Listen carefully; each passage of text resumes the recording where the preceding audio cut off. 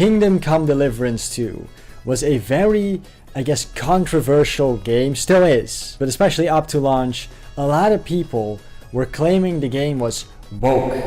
And these, I guess, anti-Wokies really tried to push for a mass boycott of the game, okay? Because we all know if you go woke, you go broke, okay? But they came up with a new term, non-binary. Get it? It's funny because it sounds like... Now let's see how this boycott worked out for them, shall we? Oh, it failed. It failed miserably. Oh, how can this be? Right? And what do you think the immediate reaction was of all these anti-woke like YouTubers and like Twitter people when they found out that the game they've been talking shit about for months, the game they've been trying to boycott so hard, turned out to be a massive success? Cope. Obviously, that was their only option. It was their only real option, right? They couldn't admit they were wrong about the game being woke or the game not being what people wanted. No, obviously they couldn't. They were gonna cope about it, and they coped in some very strange ways. Wow, Kingdom Come Deliverance 2 couldn't get past 200k concurrent players today. Get woke, go broke. In what world is Kingdom Come Deliverance 2 getting 176,000 like concurrent players in their first day? The game flopping. In what world is that a flop? Let's be honest, okay? That like, you're just coping at this point. This game is a single player RPG, right? It's not some like big multiplayer game. It's a single player RPG that's managing to fucking have in its first day 176,000 concurrent players. And then you have stupid people like this responding with, "Agree with you, John. Crusader Kings..." Fuck. Agree with you, John. Kingdom Come Deliverance 2 is a flop. It couldn't get past 200k current players on its second day, and Banana's already ahead of it. Obviously, some of the most popular multiplayer games in the world are going to be played more or have more concurrent players than a single player RPG. The fact that Kingdom Come Deliverance is even in that list with those games should already be pretty fucking impressive, right? But what we're just gonna pretend that the game sucks and the game isn't good because it didn't get 200k concurrent players in its first day?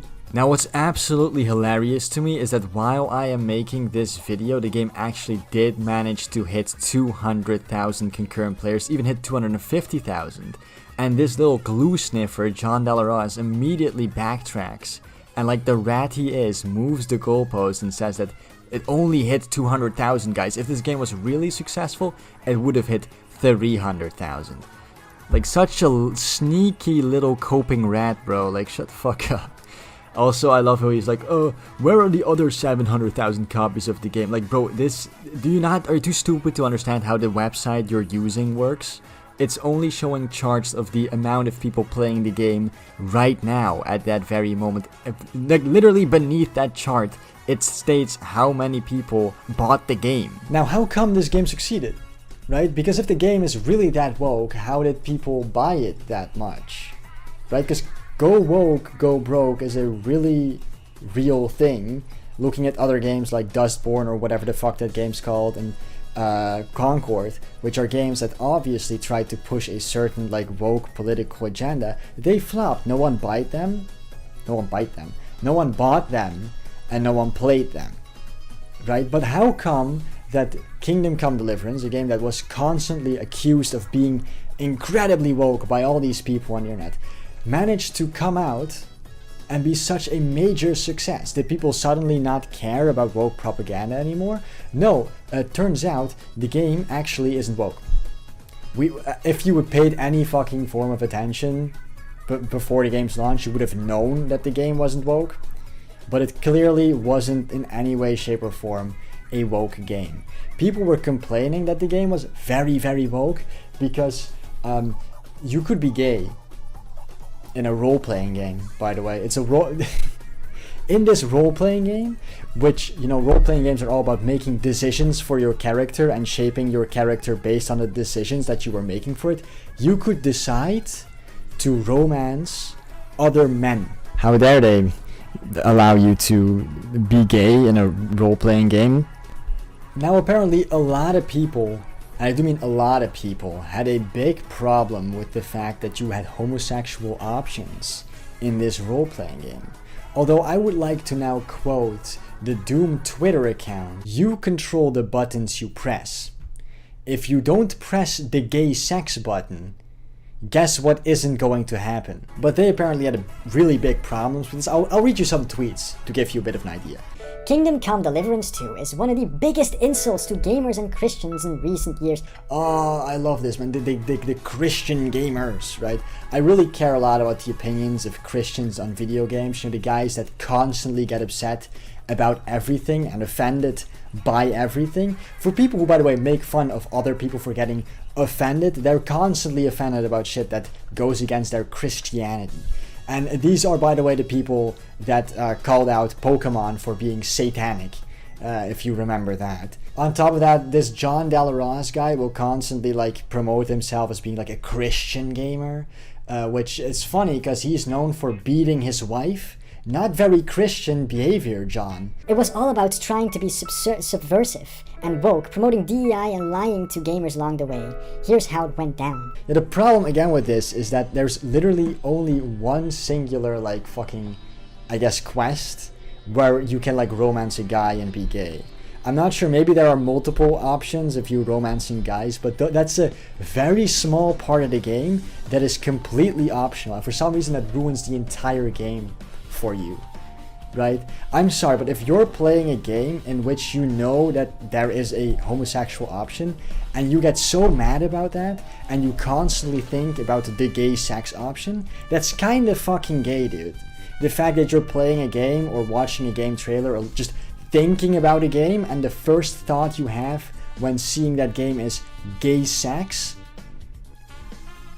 pretty fucking gay, dude, if I'm honest. Kingdom Come Deliverance 1, gay NPC dialogue. Kingdom Come Deliverance 2, you're bisexual and can fuck everything on legs, equals game, not woke and degenerate, bro. But it's an RPG. Well, fuck that argument. Just an excuse to push your progressive Western ideology where gender/biology doesn't mean shit. Listen, bro, RPGs going back like decades had homosexual or bisexual options. They're options. It's an RPG. You're supposed to mold your own character. You're supposed to like mold your own character. That's the point of an RPG. Otherwise, don't play the RPG.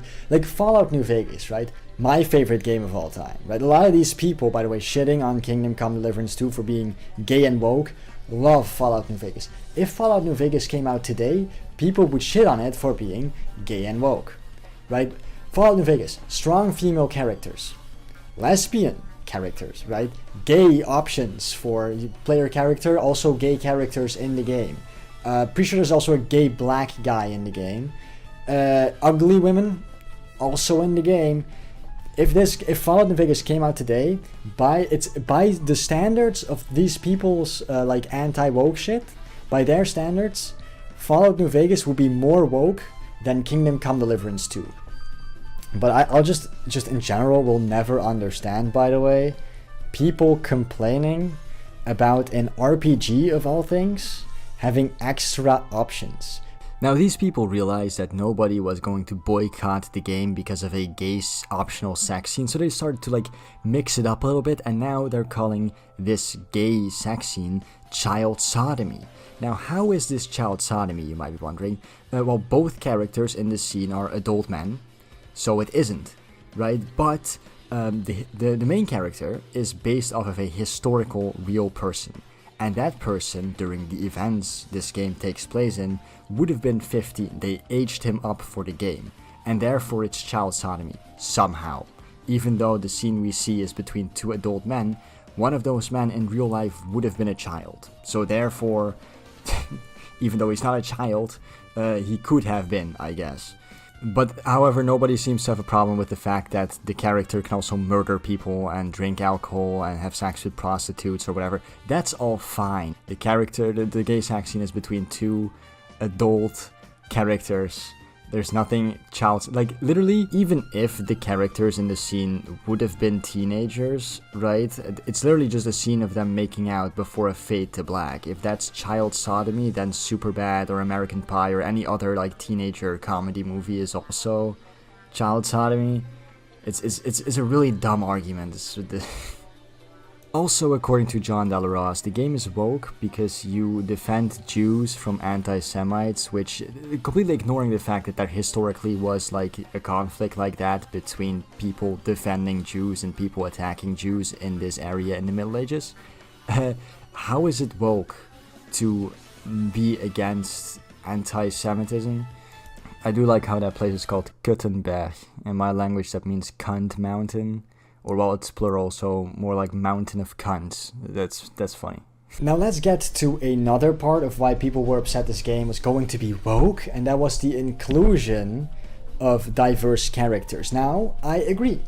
That would have been really bad, okay? Kingdom Come Deliverance 2 is a game that kind of prides itself on its historical accuracy, and that would kind of fall away if you just had like a bunch of black NPCs walking around with no explanation, because that's in no way historically accurate. So this kind of worried me, you know. I was like, well, if they actually started including like random ass like black knights or whatever, that wouldn't make any sense, or Asian knights.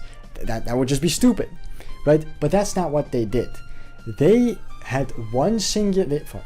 The game has one singular black or African side character, which also he's kind of in a position where it somewhat makes sense, right? Because there were black people in medieval Europe, but there just weren't a lot of them. For example, we know for a fact that the court of Henry VIII had a black trumpeter. We know this from paintings made at the time of the court's existence, where the black man is clearly there.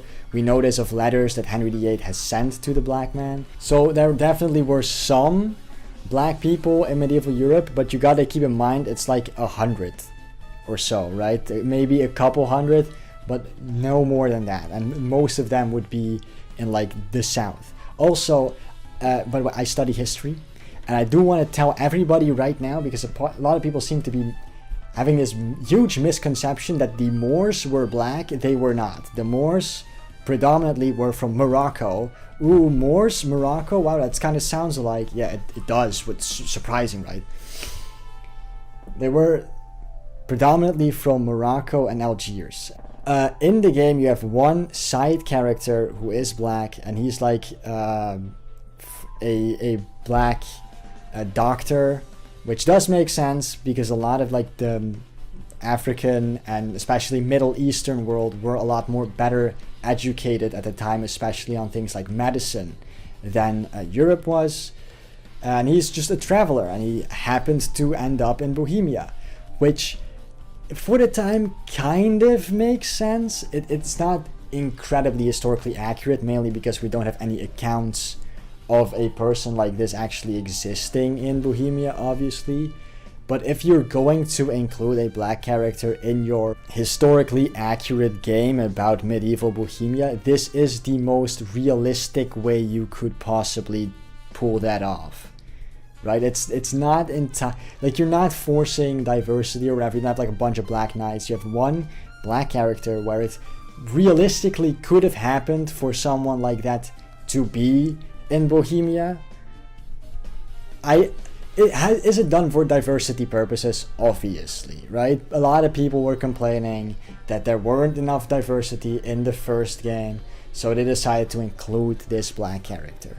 However, if you're going to do that, this is literally the best way you could do it, because it's still historically realistic. This could have happened, right? It doesn't immediately get rid of all historic realism and have like a bunch of like black European peasants and Asian knights and whatever.